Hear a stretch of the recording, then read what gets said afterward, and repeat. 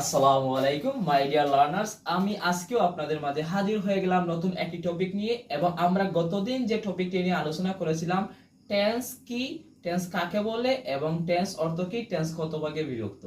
আমরা জানছিলাম টেন্স তিন ভাগে বিভক্ত, প্রধানত present tense, past tense, future tense. আজকে জানবো প্রত্যেক প্রকার টেন্সকে আমরা জানি কয় ভাগে বিভক্ত করা হয়েছে, চার ভাগে। এবং প্রত্যেকটা ভাগে বিভক্ত করা হয়েছে প্রেজেন্ট টেন্স চার প্রকার, পাস্ট টেন্স চার প্রকার এবং ফিউচার টেন্স চার প্রকার। আজকে জানবো প্রেজেন্ট টেন্স চার প্রকারের প্রথম ভাগের সম্পর্কে। আজকে হচ্ছে প্রেজেন্ট টেন্স চার প্রকারের প্রথম প্রকার হচ্ছে প্রেজেন্ট ইনডিফিনিট টেন্স। এখন জানবো প্রেজেন্ট ইনডিফিনিট টেন্স অর্থ কি। সাধারণ বর্তমান কাল কাকে বলে? সাধারণ বর্তমান কালে কোনো কাজ হয় বা হচ্ছে বোঝাতে প্রেজেন্ট ইনডিফিনিট টেন্স ব্যবহৃত হয়। জানলাম আমরা অর্থ এবং পাশাপাশি জানলাম সংজ্ঞা। এরপর যে আসা যাক গঠন, কিভাবে স্ট্রাকচারটা, গঠনটা কিভাবে গঠিত হয় প্রেজেন্ট ইনডিফিনিট টেন্স। প্রথমত কি বসে?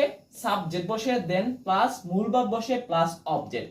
সাবজেক্ট প্লাস মূল ভাব, ভাবের বেস ফর্ম, দেন বসে অবজেক্ট, তখন হয় এটা প্রেজেন্ট ইনডিফিনিট টেন্সের স্ট্রাকচার। তারপর কি জানলাম আমরা, যদি দেখা যায় মূল ভাব না বসে তাহলে কি বসে? এম, ইজ অথবা আর বসে, যদি তাহলে দেখা গেছে এই টেন্সটা হচ্ছে প্রেজেন্ট ইনডিফিনিট টেন্স। এখন দেখা যায় বাংলায় চিনবার উপায়। যদি কোনো বাক্যের অর্থ বাংলায় এরকম দিয়ে থাকে, করি, করে, করেন, পড়ি, পড়ে, পড়েন, খায়, গায়, নাচে, ঘুমায়, যায় ইত্যাদি এরকম কোনো অর্থ দিয়ে থাকে, তখন এই টেন্সের নাম হচ্ছে প্রেজেন্ট ইনডিফিনিট টেন্স। এখন দেখা যায় একটি এক্সাম্পলের দিকে, আই ডু দা ওয়ার্ক, আমি কাজটি করি। তাহলে এই জায়গায় অর্থ হচ্ছে কি?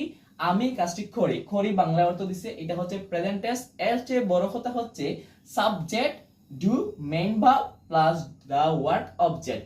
Subject plus main verb structure পড়তেছে আমাদের কোনটি? Present indefinite tense. That's why এই সেন্টেন্সটা হচ্ছে প্রেজেন্ট ইনডিফিনিট টেন্স। এখন দেখা যায় কি